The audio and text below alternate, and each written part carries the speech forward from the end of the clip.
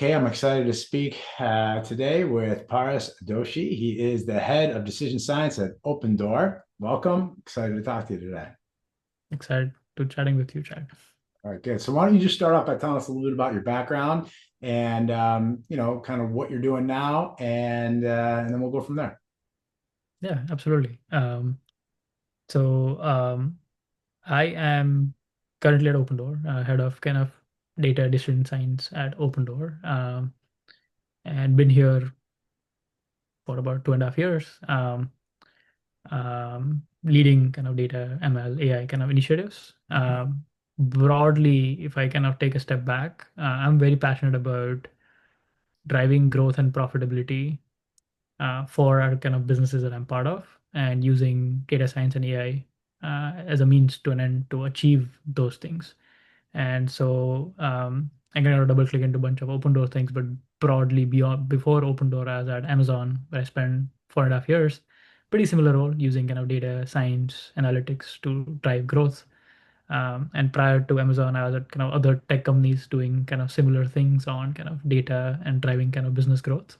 So my background and my kind of education was also in kind of data, uh, kind of specific kind of courses. I have a bachelor's in computer engineering, I have a master's in IT and management, focus on kind of data. And then the work that I've done since then, been in the industry for 12 plus years, and all of that work essentially I classify myself as a data leader who helps companies drive business growth through data and AI. It's a short version. And how long have you worked at Opendoor? 2.5 years, little over 2.5 years. And just for people who don't know and are not familiar with Opendoor, what is it that Opendoor does? Yeah, so Opendoor, we buy and sell homes algorithmically. And so if you are someone who's in the market to sell your home, we have multiple selling options. And one of the options is that you could come to our kind of digital kind of platforms and request what the offer will give you. If you like it, you can just kind of sell within days instead of having to sell it on the market, which might take multiple days. We also enable like other selling options, but kind of what we are known for, um, kind of seamless selling transactions, which differentiate us from other kind of players in the market. And how many employees work at Opendoor? Close to 1,000 people, Wow. And how many people report to you? about 30 people. Wow. So tell me, what's the biggest leadership challenge you have with 30 people on your team? That's a great question. I think um, the so I'll talk about the business first and then kind of specific people challenges. So we buy and sell homes algorithmically, which means for us, data, our ML models, and our kind of human in the loop processes are super critical. And I lead one of those three pillars, which is kind of the data pillar. And so data is essentially our moat. Like if we have the right data, we can kind of make the right offers to our customers. And so my team is on the critical path to ensuring that our business succeeds. Because if you have the wrong data, we give someone a wrong offer, they're not going to convert with us. So it's as kind of simple and basic as that. And so big part of kind of running something that is in kind of critical paths for our business is kind of making sure we're working on the right things.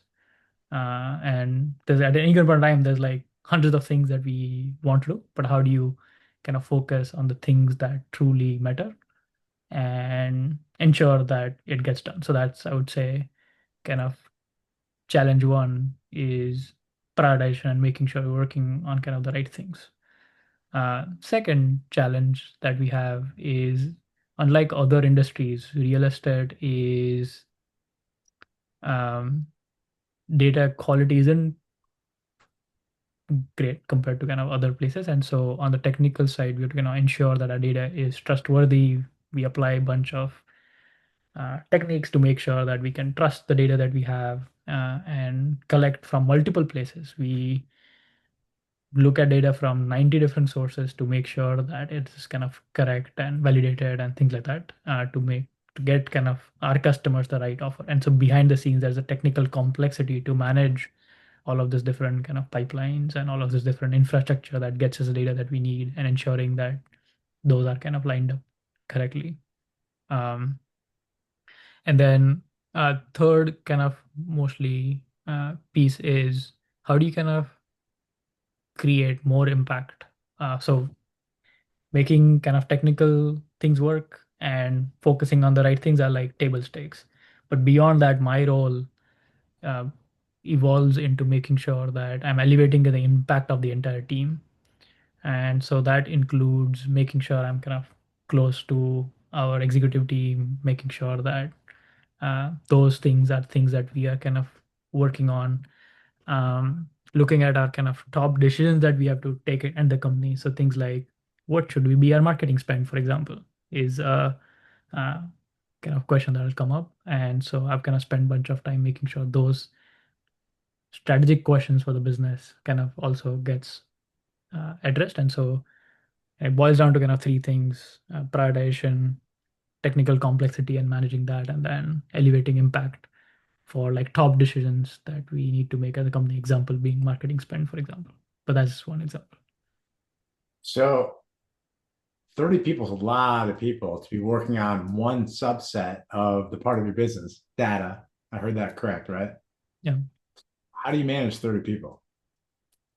Yeah. So I don't, the way I kind of think of it is twofold. So one, it's about kind of getting the right people with the right skills working on the right things. So that's like table stakes, making sure that if I kind of get that right, then a lot of the other problems are kind of solved. Second is I would, so all of them don't report into me. I have kind of managers that report into me, and so some of them report into them. And so there's a, like a hierarchy layers. So I have kind of four leaders that each of them manage roughly like 8-member team, and so collectively around like a 30-member team. So it's essentially layered as well, so that I can kind of manage through my managers and get things done. And I take like the broader company charter and then divide it into four subsegments, which is kind of what my leaders under me do, and then they would manage their teams subsequently. So that's how I kind of structured my team.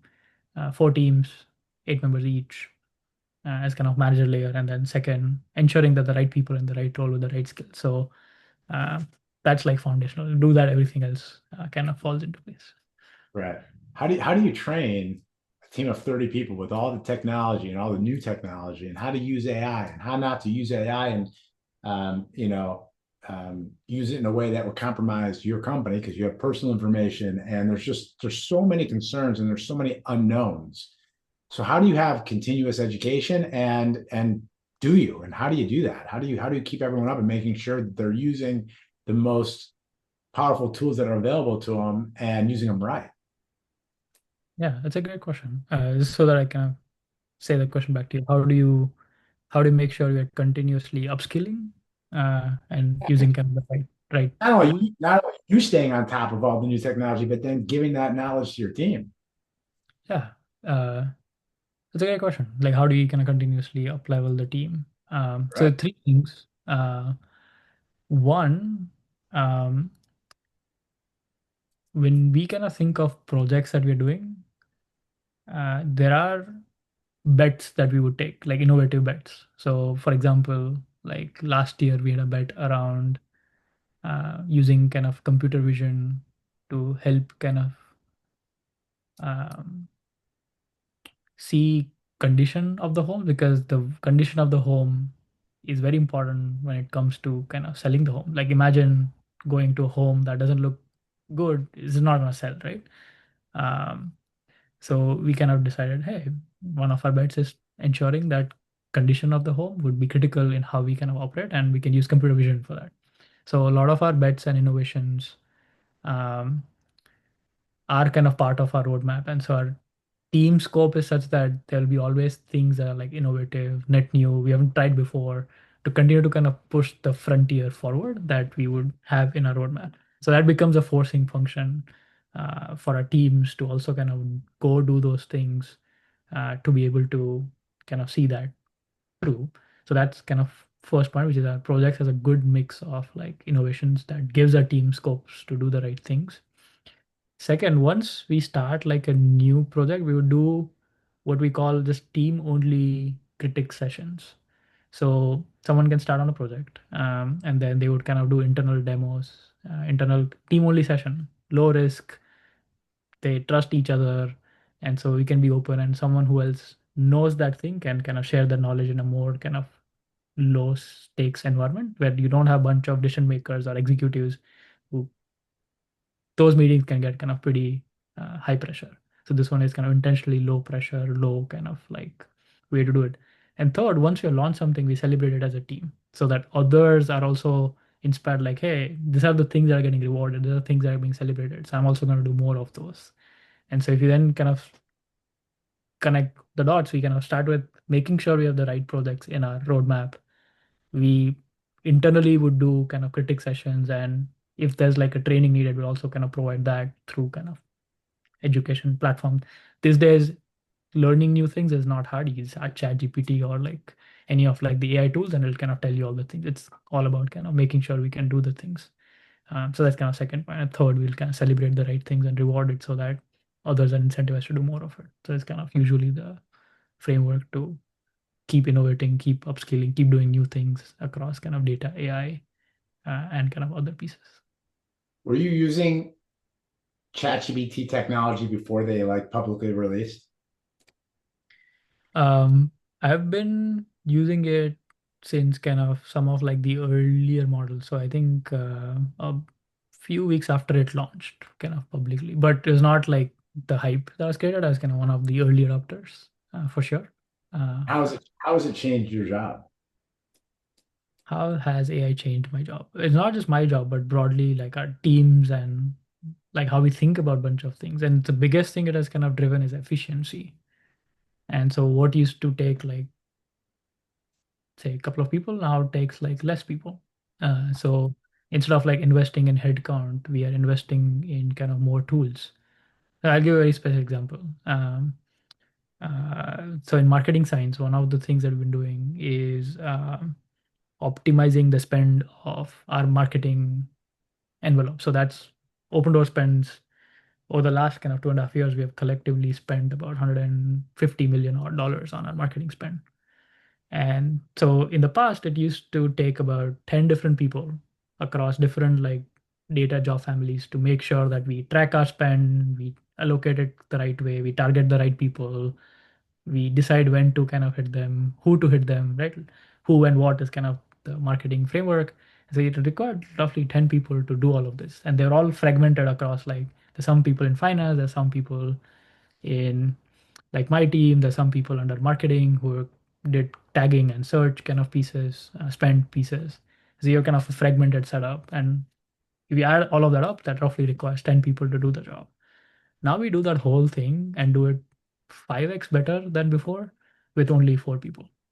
So all of the teams are now consolidated. So there's no like couple of people reporting into finance, couple of people reporting into marketing, couple of people reporting into my team. It's all kind of one team. We call it marketing science. And their whole job is to optimize this marketing spend. And so we don't need 10 people, it's like 4 people. And then we applied, um, so we have a couple of AI tools that we use to make sure we're kind of targeting kind of the right people.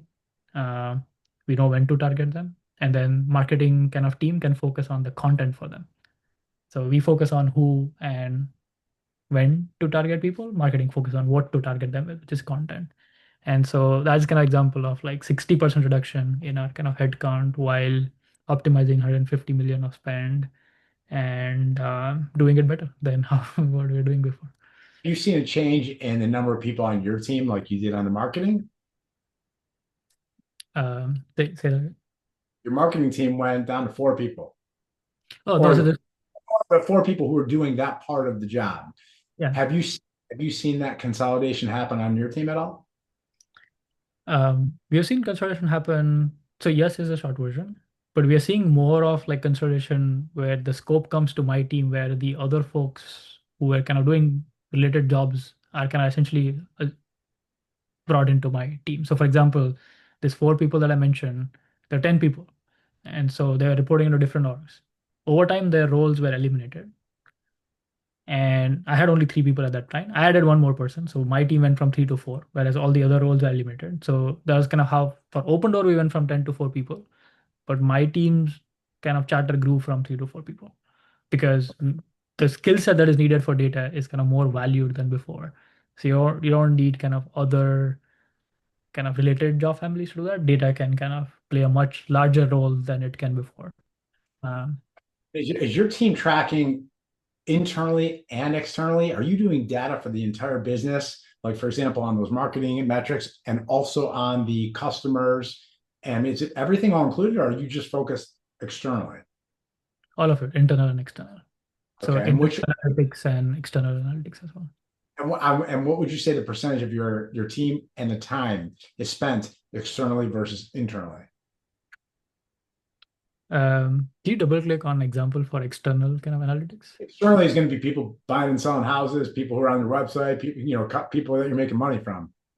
Yeah, I would say uh, about 60% things that we do directly uh, affect our customer experience Okay. because the analytics that we do changes like the offer that we give the customer and what they would kind of like experience from our products.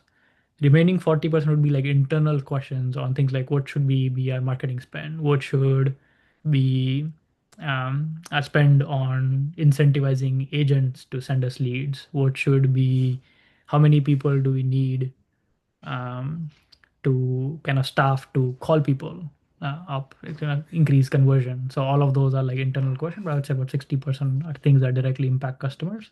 40% are like internal questions of how the business is structured, where should we be investing in.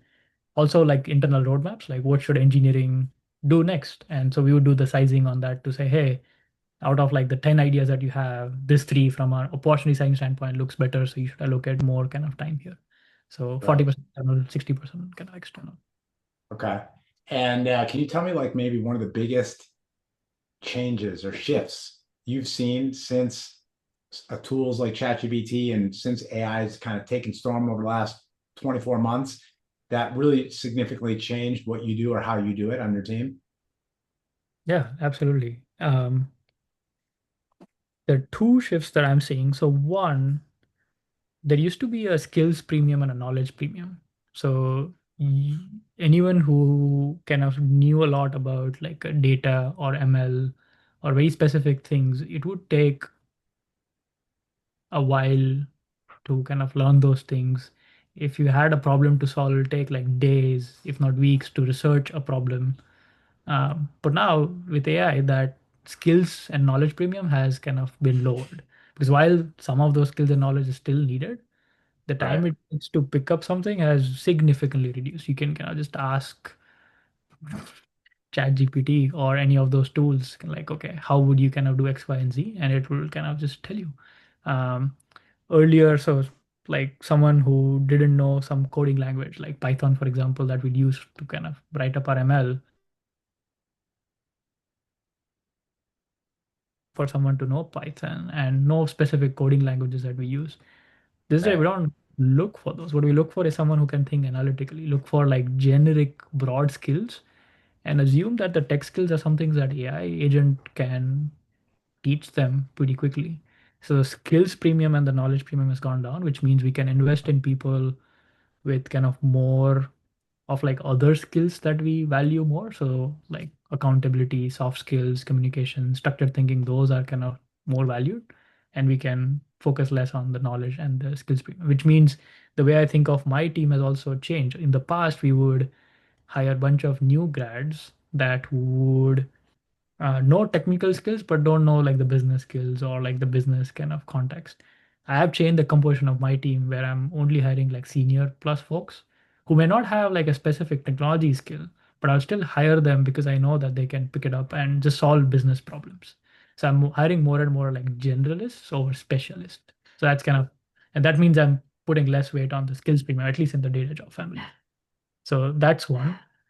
And I talk to people who have these hackathons and they give people like these challenges and then they use it as sort of their interview process to see what kind of skills they have. But it doesn't sound like you're doing anything like that, huh? um, because I fundamentally believe that those skills can be taught. So as long as I hire for someone, things that AI can't do is accountability and kind of this proactive, like, hey, I'm gonna go kind of solve that problem on my own, right? Like that agency and accountability are things you can't teach AI. And so I'm gonna go hire for people that have that agency and accountability, which is like they'll go find things to do and then they'll keep themselves accountable to go do those things. In the past, we would hire for people that had technical skills and we try to teach them ownership, we try to teach them like accountability. They'll flip that and said, okay, I was going to hire people who have a track record of doing things instead of track record of doing the specific things I want, because then that opens up the pool of people that I can hire and they can hire kind of the right people. And I think also, I read in your profile, you tell me these AI hackathons where you're judging at Harvard and Duke. I mean, you have experience doing that and seeing that stuff in action. yeah, so I've done those judging hackathons. I go to those hackathons to identify people that have that like agency and accountability so that we can kind of hire them, not for specific tech skills, but for like, so just the fact that they're in a hackathon tells me a lot of signals, right? Which is they didn't wait for someone to, uh, like hackathons are voluntary. So it already filters out people that don't have agency. Like the fact that you are attending hackathon tells me that you are invested in your career, you are like someone who wants to do net new things, you want to build, and so just the fact that they have kind of done that gives me a lot of signals. And then within that, once they have done the hackathon process, and then what I get to see is that do they have accountability, which is so attending hackathon tells me they have agency. If they're able to pull it off and actually kind of win things and demonstrate, that means they have accountability, which is they would do something and they'll pick it up. And so if they have those two things, they're like really, really valuable people because they can pick up any technology because the cost of adopting that is kind of decreasing day by day. Right. And so yeah, I go to those hackathons just to kind of like build my network of people that have high agency and accountability so that as I'm hiring, as I'm building my team, I can poach more and more of those people to join my team. And how do you grapple with like training people on your team, mentoring people on your team, giving them the skills that they don't have, but you know if they have the right attitude and abilities and capabilities to learn whatever it is you're teaching them, for them to take what you give them and then leave and go to another job? How do you deal with that? Um, so in tech, usual kind of tenure is couple of years. Really? That's kind of the tenure. So the way I think of it is not as like if I teach them that they'll go to the next job. The way I think of it is that so a big chunk of my teams are teams that have worked with me at Amazon.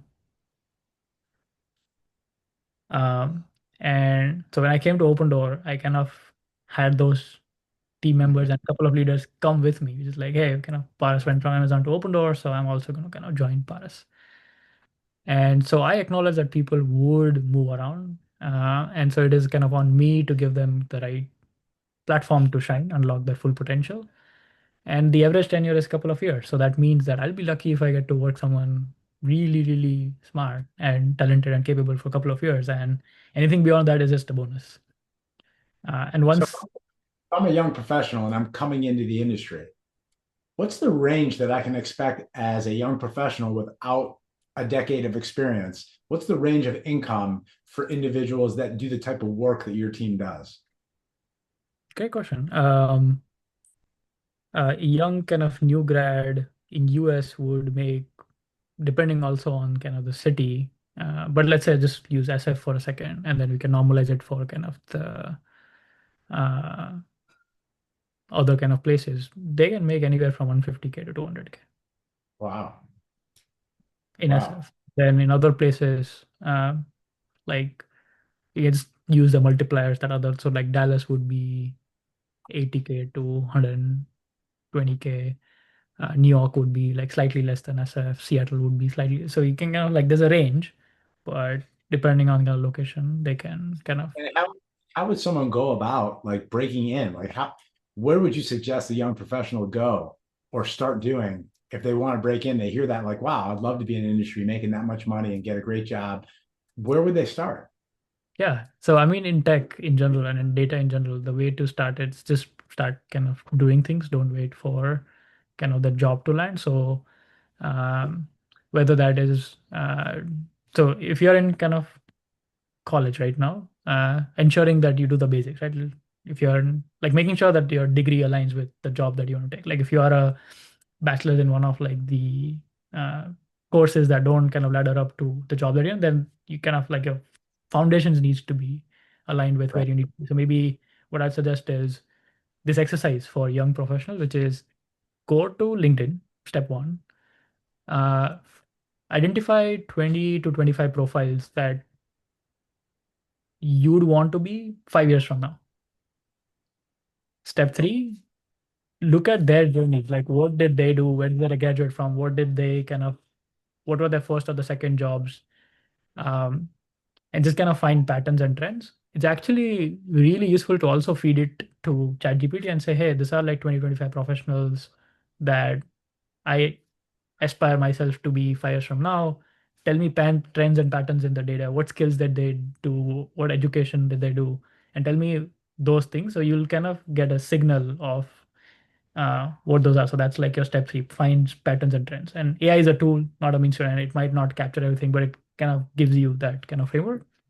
Then step four, you can then start parsing out where you are at and what like where you need to be at. So let's say you identify 5 to 6 things that you need to pick up.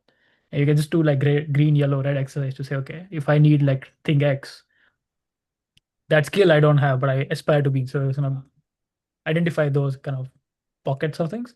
And then step five, once you identify those gaps, starts kind of doing things. Don't wait for like a next job to line up. You can like launch a project or do like volunteer for a nonprofit or um, just kind of start identifying places where you can start adding value.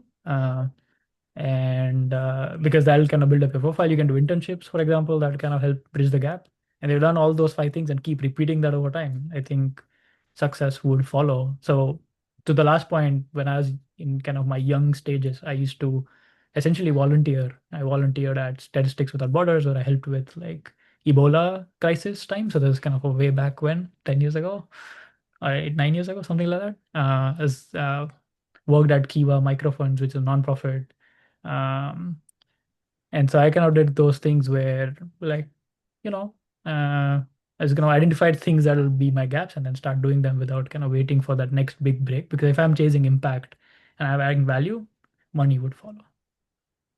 It's interesting. It's like I use ChatGPT for everything now, but I never thought about that. That's an interesting way of like taking the profiles, throwing it in, and then looking for the patterns, and then breaking that down to where I am compared to where I want to be, and then have it kind of come up with a strategic plan for what would that path look like and where can I start.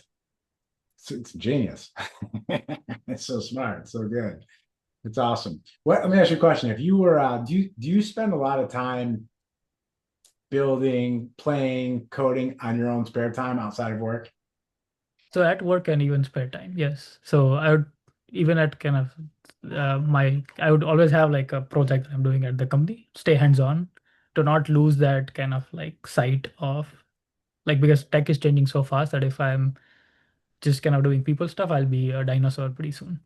Uh, So, but I'm saying, but so you, I mean, make sure I heard you correct. You said you always have a project that you're working on in the company, correct? So my question is, do you have any projects outside of the company on your personal time that you play with when using all this cool new technology and AI and like you've got a background in computers, you're smart, you could probably figure out a lot of things. And I would imagine there's a lot of pain points and a lot of problems you could probably solve, being that you have the tools and the resources to be able to do it. So I'm curious, on your spare time outside of work, do you work on projects and are you in that entrepreneurial spirit where you like to build things?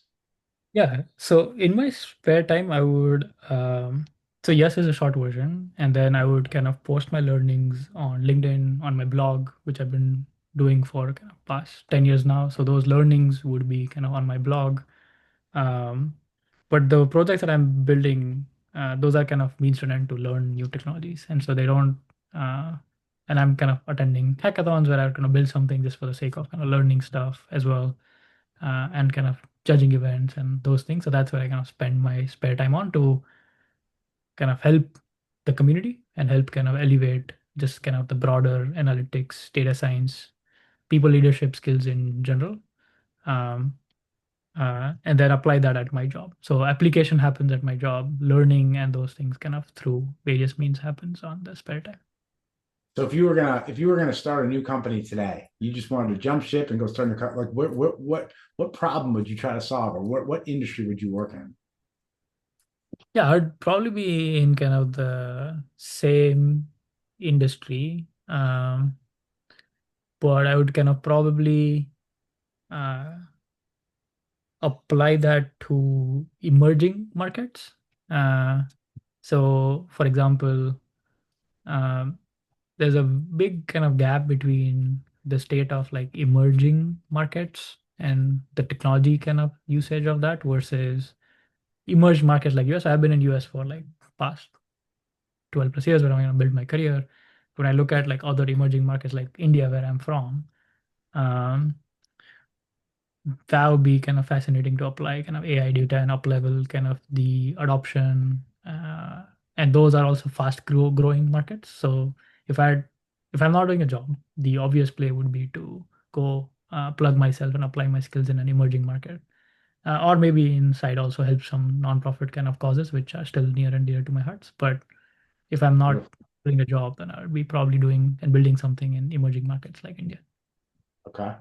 What's some of the technology that you feel isn't up to par yet? It's coming, it's not here yet, that will make a significant change in either how you work or all of our environments and that we work in. Yeah, I think AI pieces in general are fairly underhyped. Like there's a lot of hype around it, but I think they're not completely grokked just yet because of the exponential nature of this technology. And so as it kind of evolves, as it gets closer to um, kind of the general intelligence, and as it kind of starts doing things that required bunch of like skills in the past, um, the amount of change and impact that will have is going to be massive. So I think while there's a lot of hype around it, I still think it's underhyped, given the exponential nature of this technology and how fast things are moving. Like if you don't read for a week on what's happening in the industry, you're essentially outdated in terms of like where the next set of capabilities are already. So it's Great. kind of pace at which it's moving is pretty fast, which is um, I think we've not seen the full impact of it just yet. I think people are scared on your team that their jobs will be replaced or that you'll go down in numbers because of technology that gets released that scares them. Do you think there's a lot of fear on your team? There's definitely fear in general in pockets of like there's not I wouldn't say there's zero fear, there's fear. Um, uh, but flip it, it also becomes a motivation to keep kind of landing impact, adopting those because there's a long tail of people that haven't doesn't have the skills just yet, who haven't adopted AI or like aren't leaning in just yet. And just within tech, that is the case. Beyond tech, when I talk with other peers in non-tech industries like manufacturing and like in their day-to-day like ITs, they're not using AI tools. So there's like that. If I globally look at all of the different industries, there's like tons of places where this hasn't even been adopted, and there'll be a massive like adoption curve that'll happen. So folks who get early and have upskilled it, they can then help all of these different kind of industries that haven't really seen kind of the changes just yet. That will be similar to how like all of this different like digital wave and IT wave came in early 2000s where a bunch of companies upgraded from non-digital process to digital processes. Now those digital processes would get upgraded from digital processes to more agentic or AI processes. So that whole kind of shift would happen, and that'll require people that are skilled in this to be able to enable those companies to do it, not just in tech but beyond. And so for people leaning in and learning about these things, I believe they can convert the fear into motivation. And in some cases, it takes someone who is already a 10x engineer and makes them a 100x engineer. So if someone is a 10x engineer already, that's actually a good news for them because they can multiply their impact even more than they already are. And who should be fearful is people who are like not adding kind of value in the business, people who are just kind of building things where someone tells them what to build and they just kind of go build it. Um, those are like we can just tell AI what to build if instead of telling a human what to build. But people that are coming up with their own ideas, people that are proactive, there's like long tail of industries that hasn't really seen any transformation that's like about to come. So that would be kind of the opportunity space for all of the folks to lean in. How many hours a work a week do you work? Um, 60 hours. Like there's not a week where I'm kind of not, and that includes not just my job, but like where I'm in kind of front of. a machine and doing things. Got it. All right, last question I got for you is if you and I are having a conversation a year from now and we're looking back at the past 12 months, what has to happen for you to feel like you've made good progress in your career? um, so I think my success would be a function of two things. One, the company continues to be successful. The company where I work continues to be successful, and so making sure that happens, we kind of landing our bets, making sure we are kind of helping our customers. And so that's kind of pillar one, which is the project and the company that I'm part of is successful in general. And if that doesn't happen, then my individual success wouldn't mean much because at the end of the day, it's a team kind of sport. So the company has to be successful. So I'll be kind of vector one. Vector two is all of the folks kind of that are part of my team are also successful and they achieve their career growth because there's a lot of change that is underneath us. And so as you kind of highlighted before, there's some fear, there's some like uncertainty, anxiety, and making sure that they continue to kind of succeed in their career growth. And if those two things happen, where the company succeeds and my team succeeds, then naturally my I would have kind of done my job. Very cool. Very cool. Listen, it was it's good talking to you. It's cool seeing what you guys are doing at Opendoor. I'm just on your website, looking at the website. It seems like a cool company. Yeah, And you're on the cusp of the technology world that most people have not, like you said, they don't realize it yet. There's not an awareness of how mainstream and the changes that are coming. It sounds like you're ahead of the game a little bit. So congrats to you and all your hard work for you and your team, and wish you guys nothing but success. And I want to tell you I appreciate your time today. yeah. Thanks for your time. Okay, give me 1 second.